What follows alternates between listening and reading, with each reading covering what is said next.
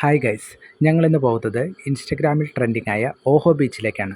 തൃശ്ശൂർ ജില്ലയിലെ വാടാനപ്പള്ളിയിലാണ് ഇത് വരുന്നത്. വാടാനപ്പള്ളി ജംഗ്ഷനിൽ നിന്നും ബീച്ച് റോഡിലേക്ക് നമ്മൾ യാത്ര ചെയ്യുക.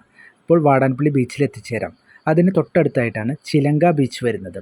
അവിടെ നിന്നും കുറച്ച് നേരെ പോയി കഴിഞ്ഞാൽ ഓഹോ ബീച്ചിൽ നമുക്ക് എത്തിച്ചേരാം. ഓഹോ ബീച്ചിൻ്റെ തൊട്ടടുത്തായിട്ട് അറപ്പത്തോട് കൂടെ വരുന്നുണ്ട്. അറപ്പത്തോടും ഒരു ടൂറിസ്റ്റ് പ്ലേസ് തന്നെയാണ്.